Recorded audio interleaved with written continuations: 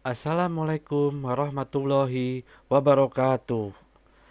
Selamat datang di modul aksi nyata. Di sini saya percaya bahwa tindakan kecil dapat menghasilkan perubahan besar. Saya Leo Hardiansah, guru TKJ di SMKN Negeri 2 Pandeglang, calon guru penggerak angkatan 10. Saya merasa sangat senang bisa berkesempatan mengikuti pendidikan calon guru penggerak di angkatan 10.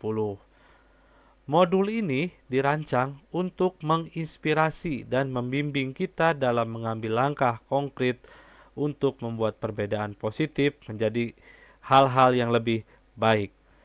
Kami akan memaparkan modul aksi nyata 1.4, berbagai topik dari warga sekolah hingga pelestarian lingkungan dan meningkatkan ilmu kita dalam menjadi guru yang sesuai dengan filosofi Ki Hajar Dewantara, memotivasi untuk mengubah ide menjadi tindakan nyata.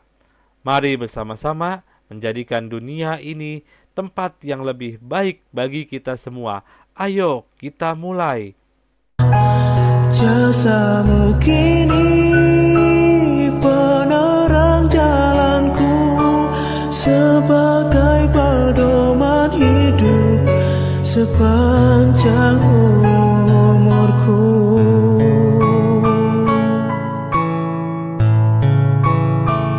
Oh guruku, kau panutan setiap langkahku.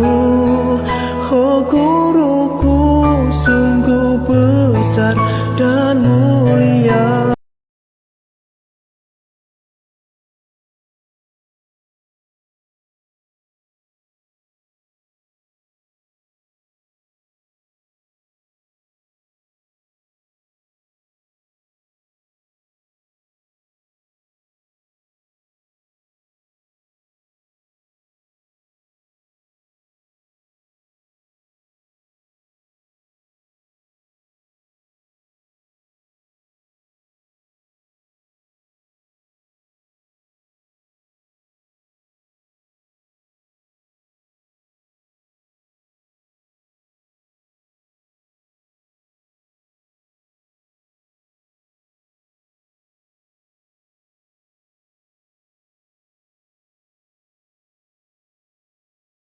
Assalamualaikum warahmatullahi wabarakatuh.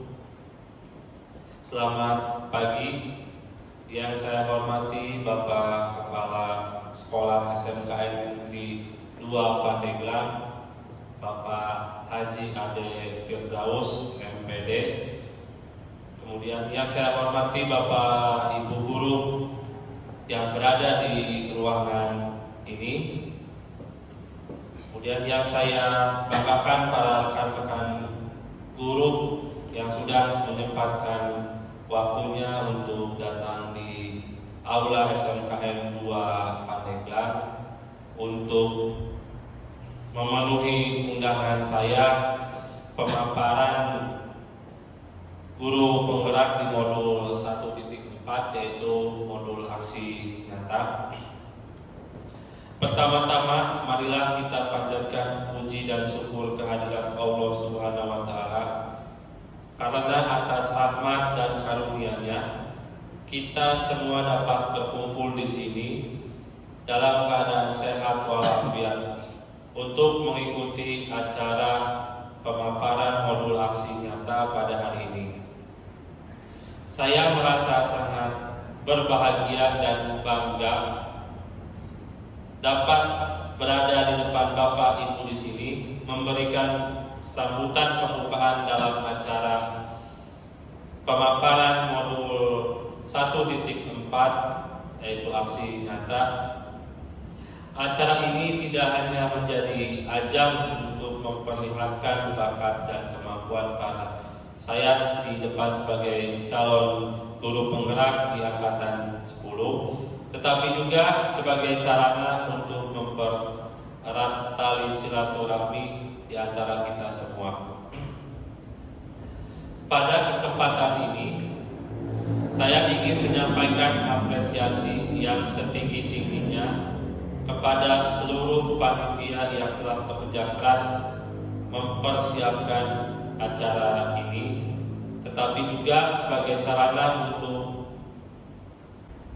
saya ingin menyampaikan apresiasi yang setinggi-tingginya kepada seluruh Bapak, Ibu, dan guru yang telah menyempatkan hadir di ruangan ini.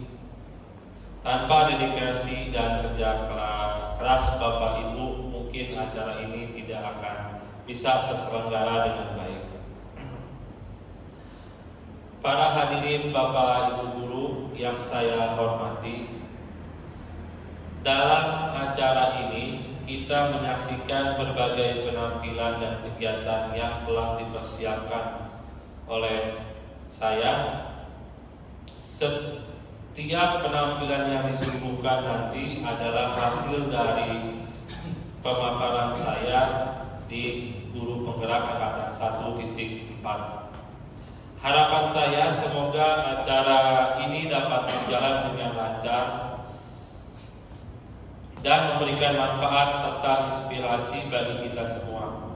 Semoga acara ini juga dapat menjadi ajang pengembangan kreativitas dan bakat bagi Bapak Ibu, serta meningkatkan rasa kebersamaan di antara kita.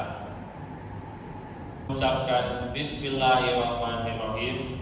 Acara modul 1.4 aksi nyata calon Guru Penggerak Angkatan 10 pada hari ini saya buka.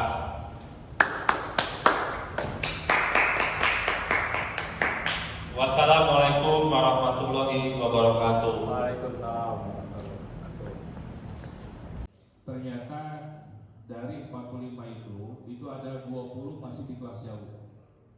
15 siswa itu di sekarang menjadi SMA 17, yang dulu kelas jauh di Cigelis, dan yang 5 itu yang di Mandalawangi. Nah, berarti sisanya itu masih 25 itu masih SMK 2 Pandeglang. Nah, kemarin kita sudah pendataan ulang dan bahkan kunjungan ke rumah-rumah, home visit. Ini banyak sekali ditemukan ada anak yang sudah meninggal, ada yang sudah menikah, ada yang sudah bekerja. Nah, ini harapannya bahwa yang ATS ini yang memang belum bekerja, tidak sekolah, ini disarankan untuk memasuki di paket C. Dan bahkan dengan pendataan itu nanti ada rencananya itu ada beasiswa yang diberikan oleh pemerintah Provinsi Banten. Ini jadi harapannya bahwa kita akan mengurangi ATS di Kabupaten Pandeglang. Makanya pendataan itu fokus di Kabupaten Pandeglang. Ini salah satu penilaian kinerja yang khusus dilakukan untuk Dinas Pendidikan Provinsi Banten. Ini menjadi penilaian kinerja kita untuk mengurangi ATS. Jadi oleh karena itu nanti Bapak Ibu sekalian, untuk ke depan itu yang diupayakan bahwa anak ketika keluar itu tidak hanya keluar, tetapi akan melanjutkan ke sekolah mana. Jadi karena banyak sekali di kita ini banyak anak-anak itu yang ketika keluar itu tidak kebingungan, tidak melanjutkan ke sekolah yang lain. Kalau melanjutkan ke sekolah lain itu tidak terdata di data ATS. Nah, kemudian Bapak Ibu sekalian, bahwa PPDB itu akan kita laksanakan mulai bulan Juni kalau tidak salah, secara serentak di Provinsi Banten. Model PPDB-nya yaitu yang biasa yang agak berat yang menjadi persoalan itu adalah SMA. Dengan zonasi yang SMA itu mungkin sekarang itu lebih ketat dibandingkan dengan tahun-tahun kemarin yang SMA. Nah, tetapi kalau SMK itu kita masih menggunakan 3 variabel. Yang pertama tidak ada zonasi ya, SMA SMK ini. Yang pertama adalah dari jalur rapot, kemudian bisa ditambahkan dengan prestasi, kemudian jalur tes prestasi, minat dan bakat. Jadi ada 3 jalur yang kita untuk melaksanakan tes PPDB tahun sekarang. Nah, jumlah rombel yang kita terima ini kita nanti linear sama, yaitu 19 rombel, sama dengan tahun kemarin, persis sama dengan tahun kemarin. Jadi kita ada Tidak seperti sekarang. Kalau sekarang itu kan 20. Nah sekarang kita paskan jadi 19 rombel. Jadi 19, 19, 19. Nah tidak menutup kemungkinan untuk ke depan itu kita misalkan per kompetensi kali itu hanya 2 semua. Ya.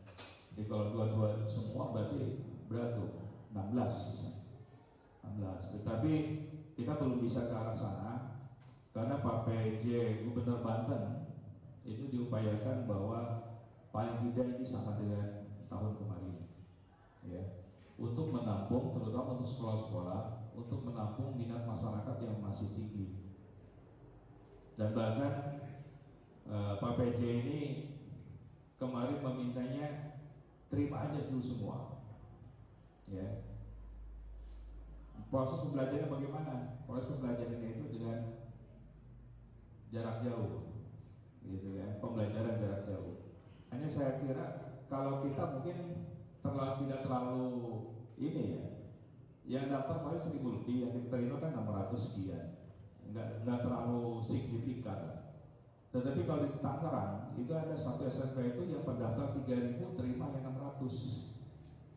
Gitu kan, kalau disuruh terima semua ini bagaimana gitu. Dan itu konsepnya mungkin belum terlalu ini. Yang namanya SMA dengan SMK tentunya berbeda. SMK itu kan lebih banyak kita praktek.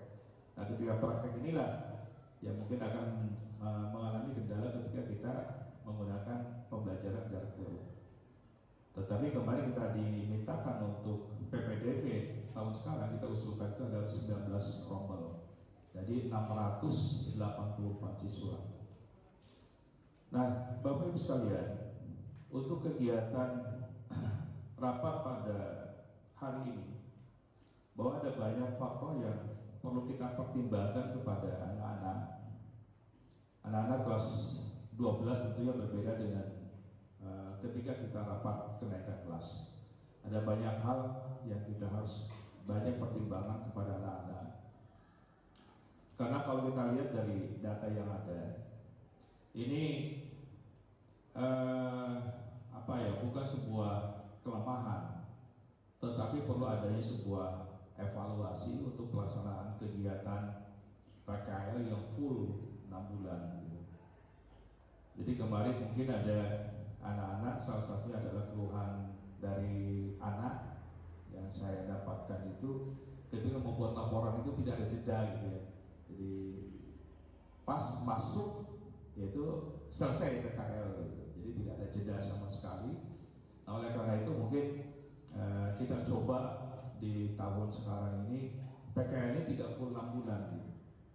Tapi bisa saja misalkan PKL itu ada 5 bulan atau 5 bulan setengah sehingga nanti ada jeda waktu bagi anak-anak itu membuat laporan PKL.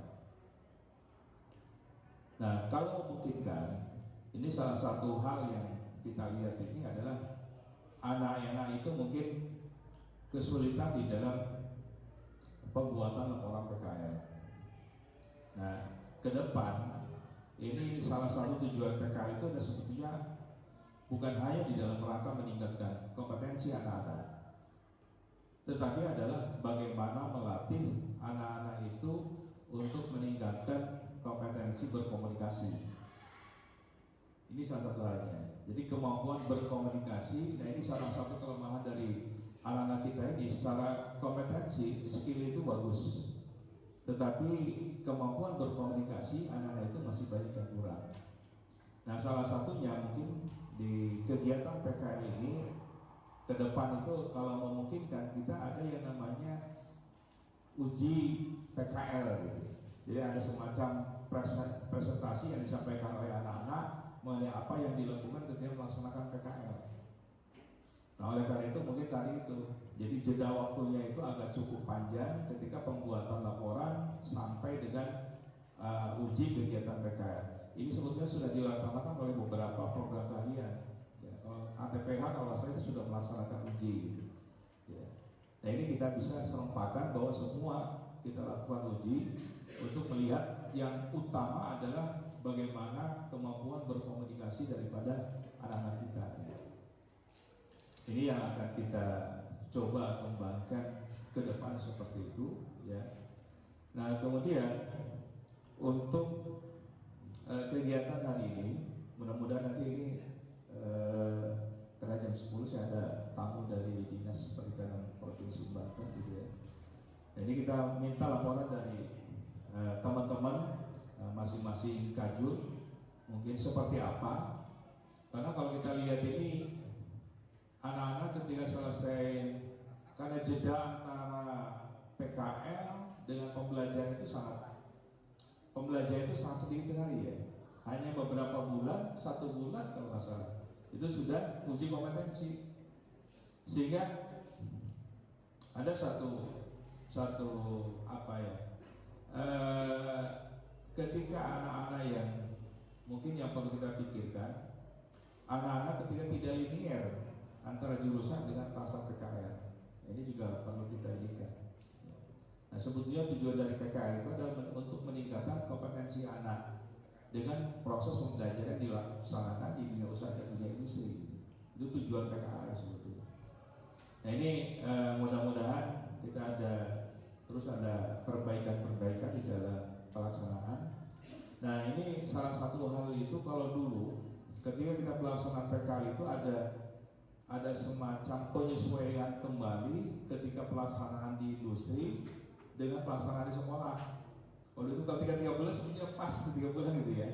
Jadi ada penyesuaian dulu ketika sebelum melaksanakan ujian gitu. Apa itu uji kompetensi dan sebagainya. Nah kelas 12 sekarang ini masa adaptasi kembali dengan sekolah itu sangat singkat. Sehingga ada beberapa anak yang mungkin yang merasakan bahwa anak itu yang masih seperti di industri, ya. Nah dari segi disiplinnya dan sebagainya, sehingga ini menjadi kendala yang kita hadapi ketika kita melaksanakan PKL selama 6 bulan. Nah salah satunya itu tadi masalah kedisiplinan dan sebagainya, kegiatan di sekolahan. Sehingga ada beberapa kegiatan, contoh misalkan untuk pengisian rapot semester 6 yang diambil dari nilai mid semester. Ini agak mungkin beberapa siswa yang agak sulit. Ya. Nah kendala seperti ini sebetulnya bukan hanya ditemukan hanya oleh kita, tapi beberapa sekolah juga sama. Nanti ketika kelas 12 pulang dari PKL yang 6 bulan, ini menghadapi kendala yang sama dengan kita. Sehingga nanti ke depan perlu pemikiran kita bersama, ya. Sebetulnya pelaksanaan PKL itu bisa dilaksanakan di semester 5 atau bisa dilaksanakan di semester 6. Aturannya itu sebetulnya di semester 6. Ketika sudah selesai PKL, mereka bisa langsung direkrut oleh industri. Tetapi kita juga belum berpikir juga ya, kalau semester 6 itu nanti bagaimana gitu. Karena nanti uji kompetensi itu akan dipajukan. Nah, ini aja dipajukan sebelum pelaksanaan PKL itu sudah uji kompetensi. Nah ke depan juga, contoh misalnya untuk ujian satuan pendidikan. Nah dalam kurikulum mereka itu hal seperti ini sebetulnya istilahnya tidak wajib lah, masih sunnah ya. Kenapa? Karena nilai daripada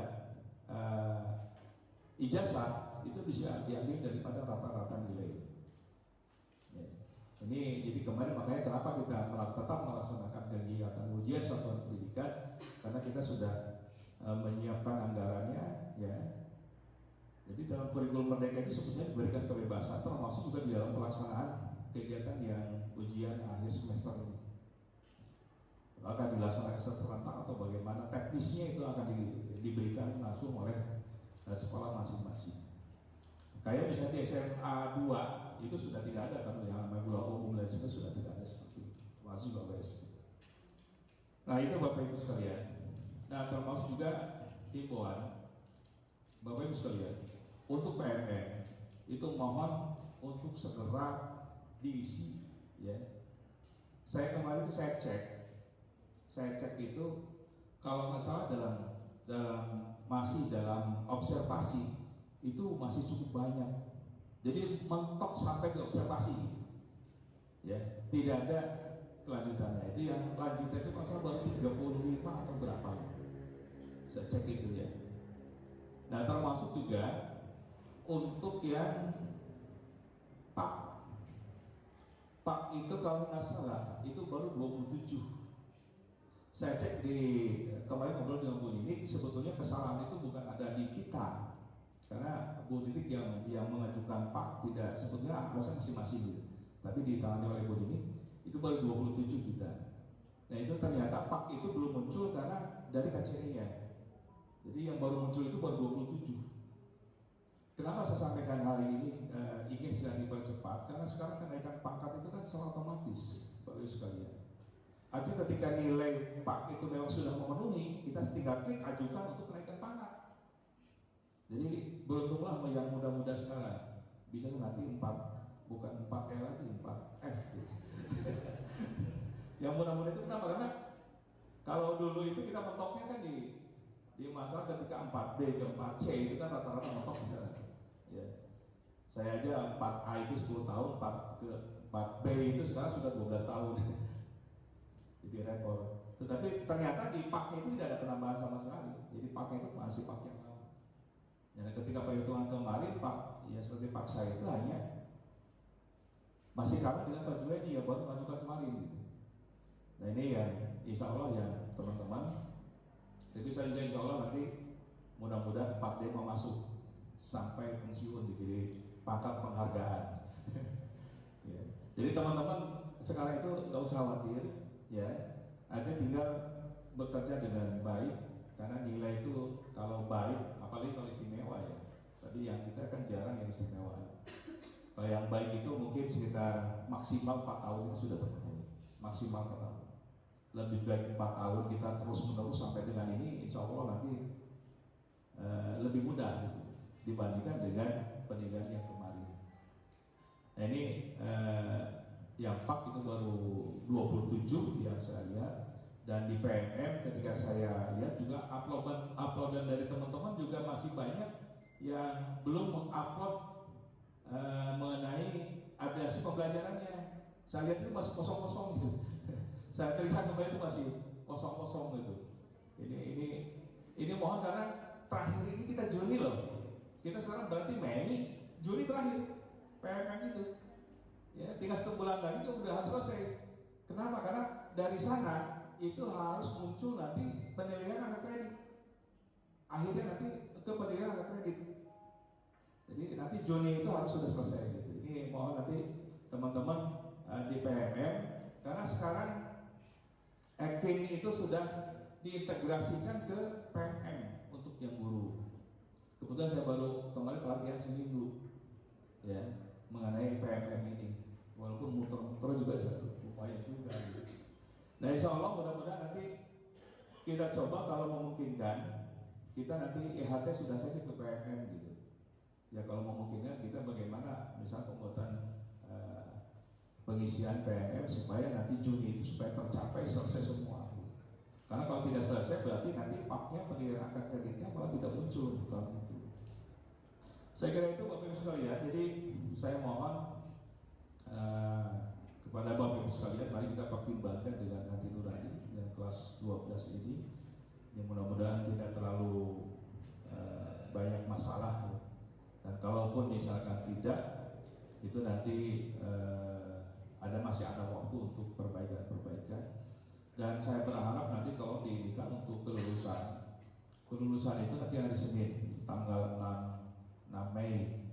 Nah diharapkan nanti tim kurikulum bahwa kelulusan itu dilaksanakan secara online.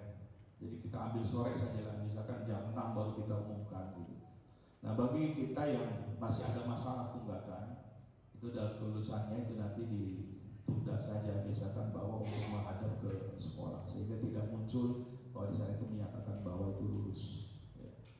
Dan saya mohon nanti kita semua, teman-teman semua, untuk menjaga terutama anak-anak kita himbau terus untuk wali kelas 12 atau guru kelas 12 jangan sampai terjadi surat coret ya. Surat coret ini walaupun ekspresi memang anak-anak kelas 12 tapi tolong kita jaga bersama-sama jangan sampai ini mencoreng nama baik sekolah kita. Saya kira itu yang dapat sampaikan. Sekali lagi terima kasih. Assalamualaikum warahmatullahi wabarakatuh. Waalaikumsalam warahmatullahi wabarakatuh. Baik Bapak dan Ibu yang saya hormati, itu adalah pengarahan dari Bapak Kepala Sekolah terkait dengan penentuan siswa-siswi kita yang kelas 12 perlu pertimbangan dari semuanya terkait dengan nasib kelas 12 ini. Kemudian sebelum menginjak pada acara yang ketiga, info terakhir dari kegiatan PKL ini ada 2 orang laporan yang belum. PKR O1 Dikri Rizkiani sama M. Abdullah Pratama TBSM 1. Untuk wali kelas kalau memang sudah selesai ya tolong sampaikan ke kami informasi tersebut.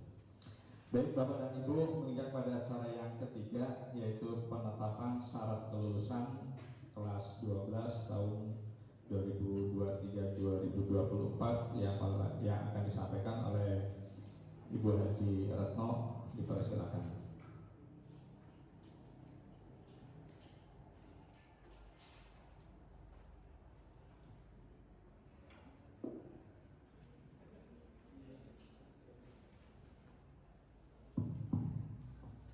Assalamualaikum warahmatullahi wabarakatuh. Bapak Ibu, sebelum menuju ke penetapan kelulusan maupun rekomendasi kelulusan dari setiap kompetensi keahlian, saya sampaikan di sini draft, jadi masih dalam bentuk draft syarat kelulusan peserta didik kelas 12 SMK Negeri 2 Pandeglang tahun 2024. Sumbernya 2 dari pasal 11 Permendikbudristek nomor 21 tahun 2022 yang menyatakan satuan pendidikan menetapkan kriteria ketercapaian tujuan pembelajaran atau KKTP. Kemudian yang kedua, memiliki nilai PKL, ini untuk nilai semester 5, dan memiliki nilai P5, proyek penguatan profil pelajar Pancasila. Ini masuk 3 bagian ini, 3 bukti ini adalah bagian dari menyelesaikan seluruh program pembelajaran di SMK Negeri 2 Pandeglang. Kemudian untuk yang kedua, mengikuti penilaian sumatif yang diselenggarakan oleh satuan pendidikan, ini dibuktikan dengan sudah mengikuti USP pada 5 mata pelajaran, kemudian mengikuti UKK praktik. Syarat yang ketiga untuk lulus adalah mempunyai sikap baik, kehadiran selama semester 6 Januari sampai Maret lebih dari atau 90%. Ini mungkin untuk rancangan syarat kelulusan. Saya yakin di antara 6 ya. Yang pertama nilai semester 1 sampai 4 dan semester 6 memiliki nilai PKL, memiliki nilai P5, kemudian yang berkaitan dengan OSP, UKK praktek dan sikap. Nah, untuk kehadiran ini 90% itu kan memang ideal gitu ya. Tetapi kondisi yang ada di lapangan mungkin dari Bapak Ibu wali kelas ada saran, tapi mudah-mudahan tidak sampai 50% atau 60%. Dipersilahkan untuk kita diskusi yang berkaitan dengan draft persyaratan kelulusan ini.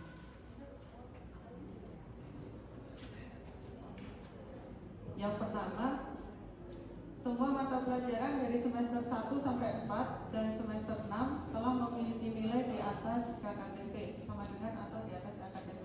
Apakah ini disetujui?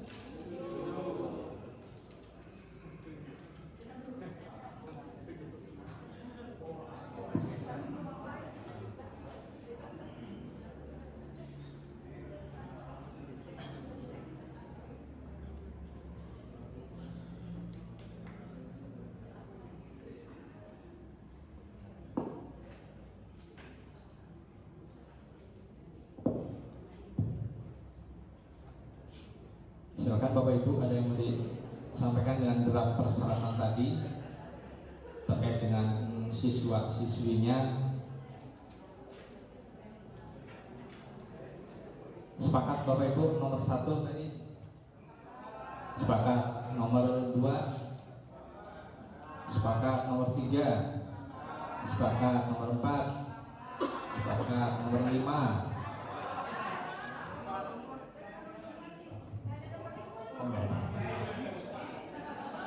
Semangat dari Bapak Ibu. Berarti kehadiran sepakat 90%?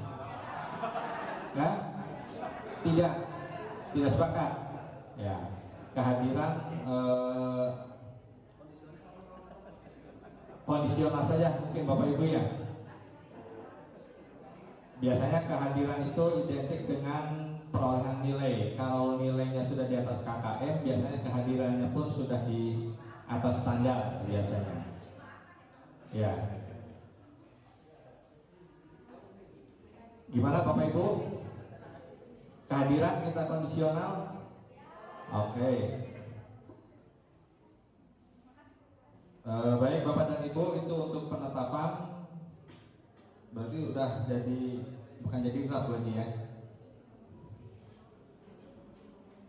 Jadi itu persyaratan untuk kelulusan.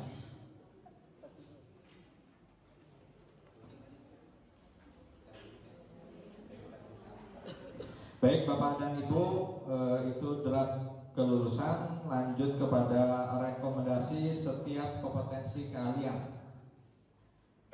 Yang pertama dari kompetensi keahlian ATPH, Bapak atau Ibu jurusan sudah rekomendasi.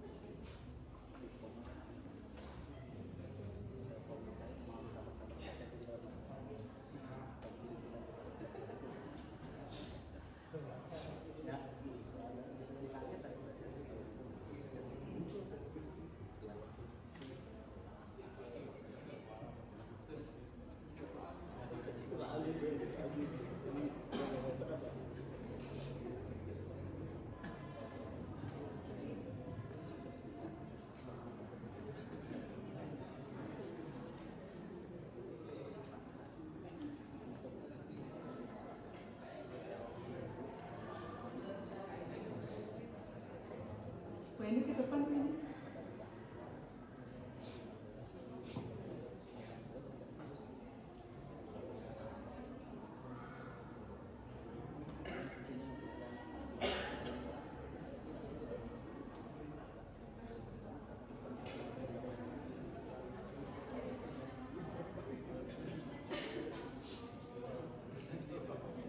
Bismillahirrahmanirrahim. Assalamualaikum warahmatullahi wabarakatuh.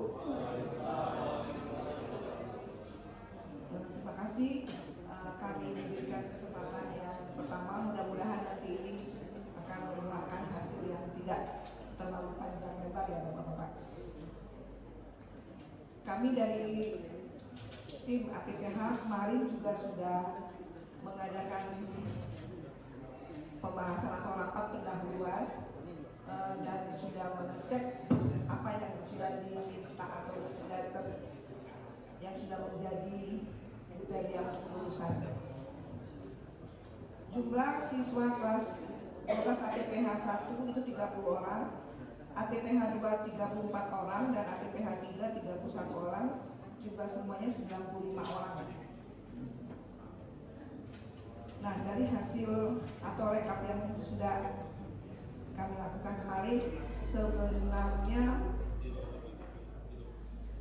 tidak terlalu kita katakan fatal, tapi ini memang karena menurut salah kelulusan, di antaranya itu tadi ada yang kadang-kadang memberatkan kita itu yang kehadiran. Nah, untuk beberapa ada yang memang tertunda masih dinilai semester 6. Tapi ini semuanya sudah mulai ya, sudah mulai ada usaha dari siswanya, tapi sampai kemarin juga belum, makanya kami minta untuk menunggu sampai pagi ini. Di depan itu sudah terlihat di kelas 12 ATPH 1 atas nama Fajar Ardiansa. Ini memang nanti yang penjelasan dan lainnya nanti akan dijelaskan oleh wali kelas kalau memang diperlukan. Memang yang melemahkan sini adalah tingkat kehadirannya dalam pekerjaannya, walaupun agak terlambat dia sudah coba untuk menyelesaikannya. Yang kedua, di kelas 12 ATPH 2 atas nama Habibi, kemudian Irfan dan Wahidin. Ya, untuk nilai tapi ini mereka sudah berusaha untuk melengkapi dan sudah selesai. Nah, kemudian yang ketiga, M. Rizky, ATPH 3, M. Rizky dan M. Ibra. Ini juga memang walaupun alot, tapi kami masih berusaha dengan wali kelas dan jurusan, dan siswanya memang menjawab tapi belum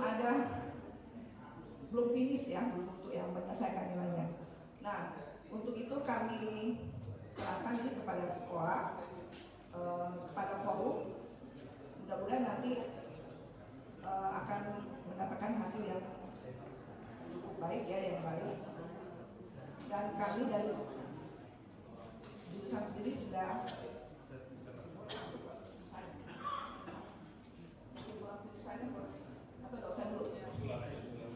usulan ya, untuk usulannya mereka bisa dinyatakan lulus tapi dengan ditunda. Kemudian kami dari tim ATPH dengan hasil atau rekapan untuk kelulusan. Terima kasih. Wassalamualaikum warahmatullahi wabarakatuh.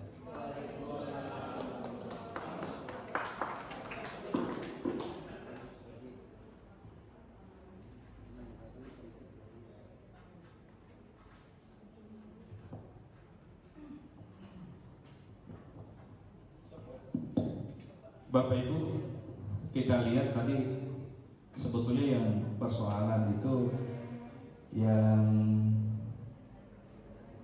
ada nilai tertunda ya, semester 5 itu 2 orang, ya satu kehadirannya cukup parah tuh, 26. Nilai P5 kan?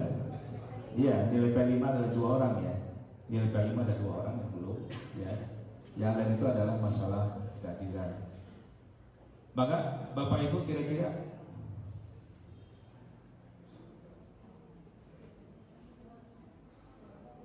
ya, silakan Mbak Haji.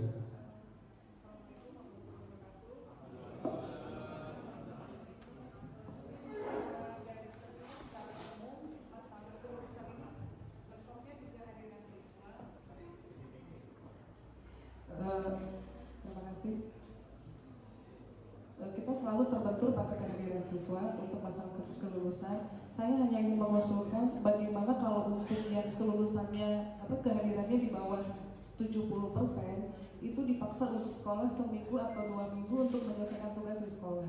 Mengingat sekolah kita juga butuh tenaga mereka, misalnya membersihkan pojok-pojok yang harus dibersihkan atau apa, pokoknya harus seminggu atau 2 minggu non-stop untuk membayar kekurangan kehadirannya. Mungkin hanya usul begitu saja Pak. Baik, usulannya begitu.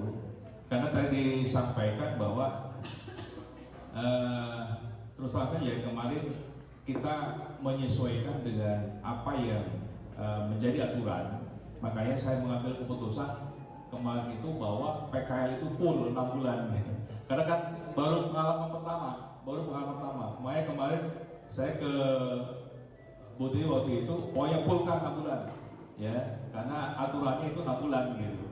Tapi di melihat hasil daripada ini, ketika ternyata tidak ada jeda sama sekali ketika kita selesai dipulkan 6 bulan gitu ya. Jadi kita ke pengalaman pertama kan. Pengalaman pertama ketika melaksanakan PKL 6 bulan gitu. Nah saya perintahkan waktu pokoknya dari mulai masuk sampai dengan selesai gitu kan. Jadi full 6 bulan. Makanya ini mungkin jadi pengalaman bagi kita. Kita agak kesulitan di dalam pembinaan terhadap anak-anak kita.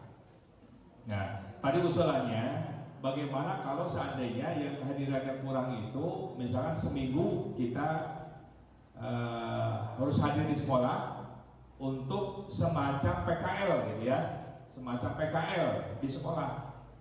Nah, kira-kira tinggal nanti yang kajurnya ini, nah, kajurnya siap nggak? Gitu. Kajurnya siap. Jadi nanti kita kontrol betul itu ya. Jadi kajurnya harus siap gitu.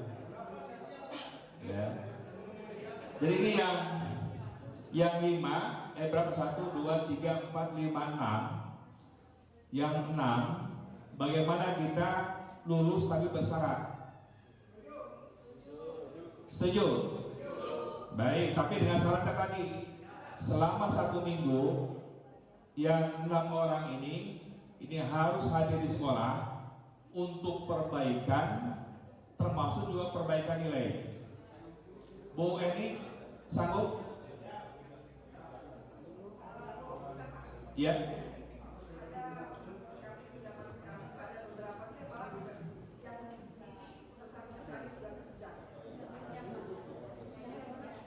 Sudah kerja. Yang bermasalah ini.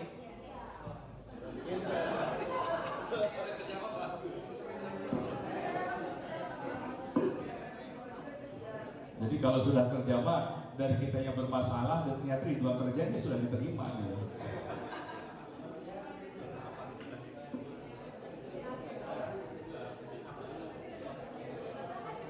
Bu, bekerjanya bekerja apa?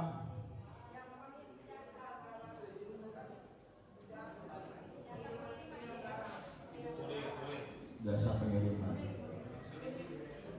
Ekspedisi. Itu berapa orang dari 5 ini, dari 6 ini? Ada 2 orang. Ya, atas nama siapa, Bu?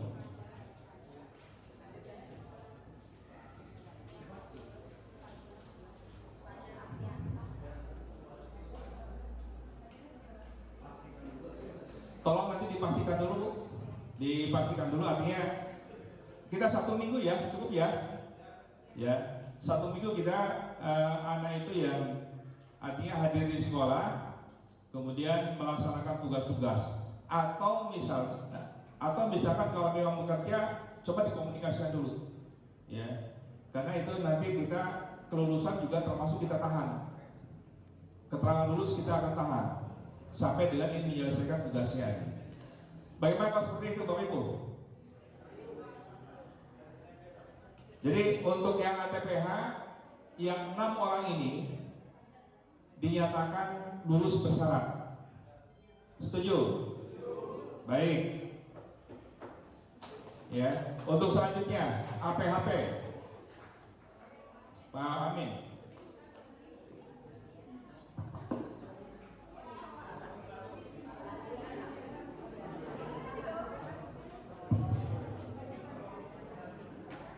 Assalamualaikum warahmatullahi wabarakatuh.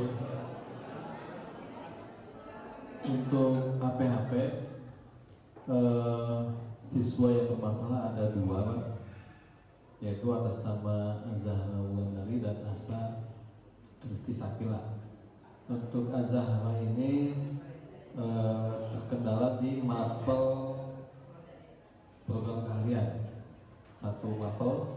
Dan juga kalau Asa ini di semester 6 mapel matematik. Nah, ternyata kalau Asa ternyata pagi ini sudah selesai remedial besar. Alhamdulillah. Tadi yang bermasalah tinggal 1, Pak. atas nama Zahra Wulandari. Untuk rekomendasinya ini ditangguhkan sampai menyelesaikan nilai tugasnya. Terima kasih. Assalamualaikum warahmatullahi wabarakatuh. Satu, karena ada nilai semester 4 Pak. semester 4 ya ditangguhkan. Bagaimana? Setuju? Kita tangguhkan sampai dengan menyelesaikan nilainya semester 4 ya. Setuju ya? Baik. Lanjut. TKJ. TKJ.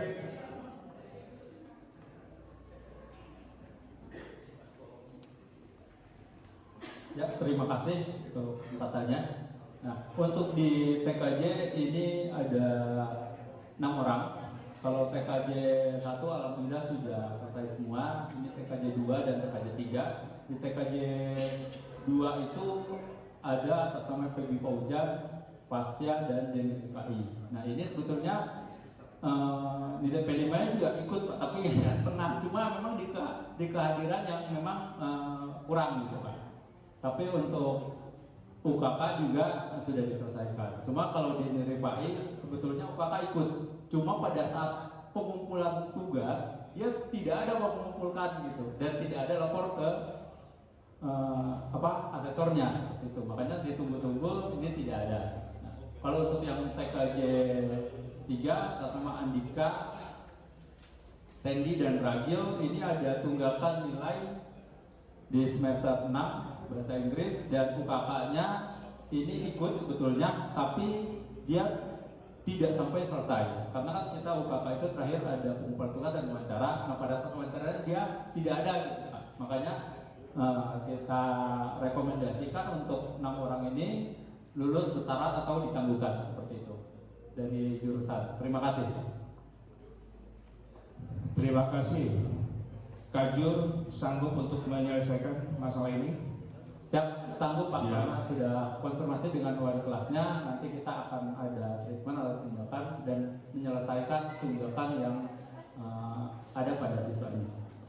Ya, ada hal yang perlu disampaikan Bapak Ibu? Setuju dengan rekomendasi Kajur? Baik, ya. Tapi diselesaikan ya. Nanti catatan Bu Haji, penyelesaiannya nanti setiap siswa yang disampaikan di sini untuk penyelesaian seperti apa. Baik, untuk TKJ sesuai dengan rekomendasi kita setujui untuk yang berapa orang Bu? 6 orang untuk lulus tapi bersyarat. Ya. Untuk selanjutnya DKV.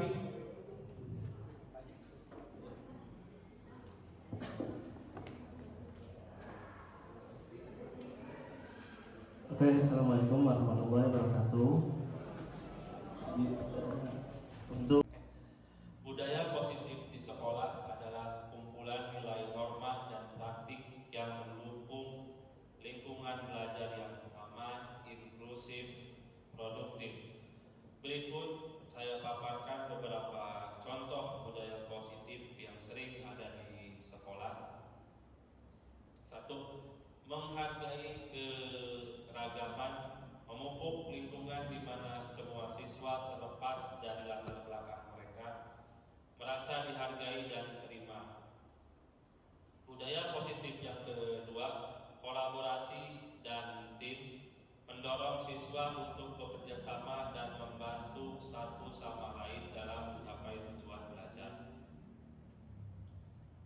3. Komunikasi terbuka, membangun saluran komunikasi yang efektif antara siswa, guru, dan orang tua.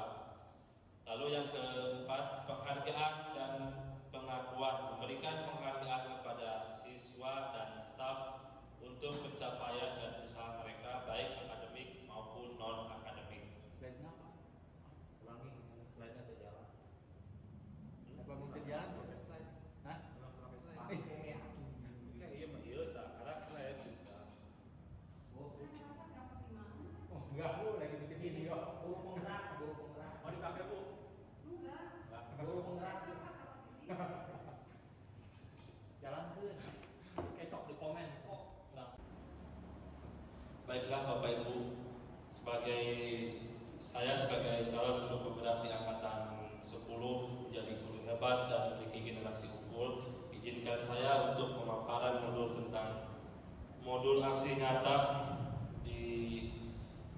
modul 1.4 ini itu bersikap positif.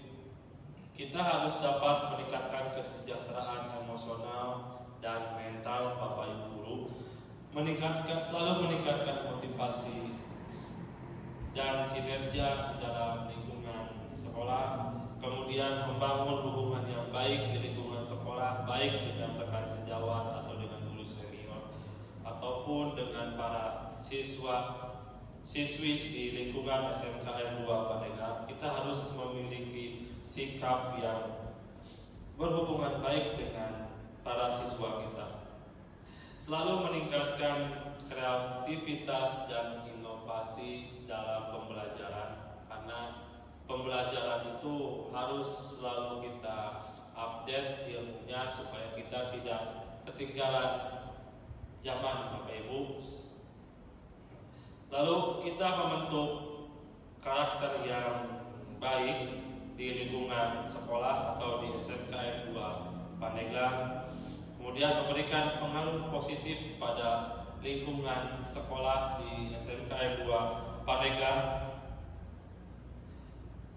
Lalu kemudian proses mental yang melibatkan sikap dan pola pikir yang optimis, konstruktif, dan terbuka terhadap kemungkinan-kemungkinan yang baik, melibatkan cara pandang yang mengarah pada penyelesaian masalah dan pertumbuhan pribadi, serta fokus pada hal-hal yang baik dalam situasi apapun. Percaya dan selalu menghormati orang lain. Sikap dan tindakan yang mendasari hubungan antara pribadi yang sehat dan positif. Saya ambil 3 perilaku. Perilaku yang pertama adalah percaya pada orang lain. Kita harus memiliki rasa percaya yang tinggi dan selalu berpikir positif terhadap orang lain ataupun rekan sejawat kita, maupun terhadap murid yang kita ajar maupun yang kita tidak ajar. Kita harus memiliki rasa percaya kepada orang lain. Kemudian selalu menghormati orang lain di situasi apapun,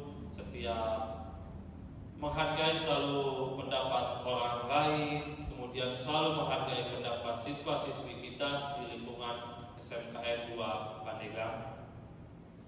Membangun hubungan dengan baik, membangun dengan Bapak Kepala Sekolah, Wakil Kepala Sekolah SMKN 2 Pandeglang, kemudian membangun hubungan baik dengan rekan sejawat di lingkungan SMKN 2 Pandeglang, dan tidak lupa juga kita harus memiliki hubungan baik terhadap siswa-siswi kita di lingkungan SMKN 2 Pandeglang.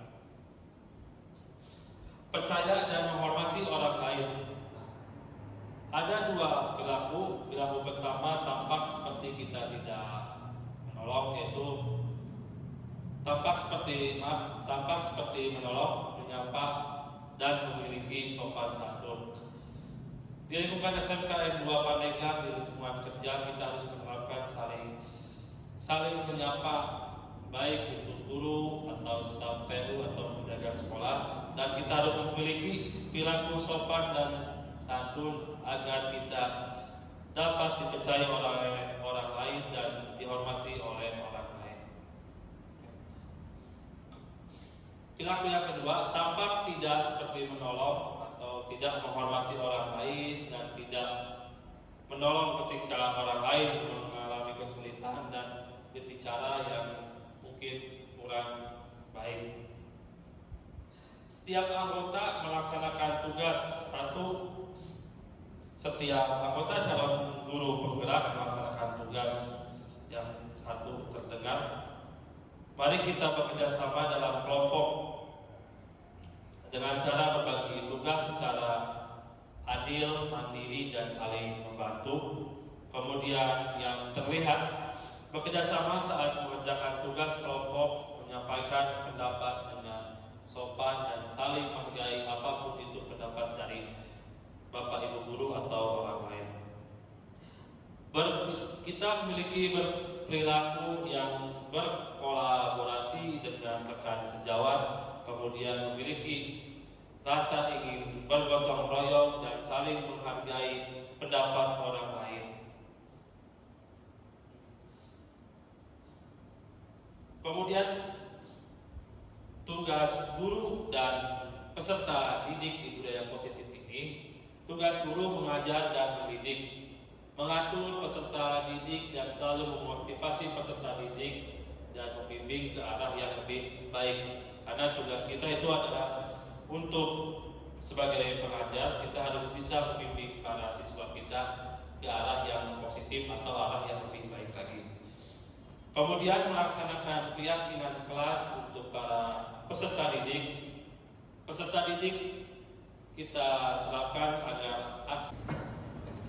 rencana tindakan untuk aksi nyata Bapak Ibu guru. Saya akan memberikan contoh tentang tindakan aksi nyata, yaitu budaya tepat waktu. Budaya tepat waktu adalah nilai yang sangat penting dalam berbagai aspek kehidupan, dalam dunia pendidikan serta berkehidupan sosial di lingkungan luar pekerjaan. Tepat waktu sangat penting untuk efisiensi dan produktivitas.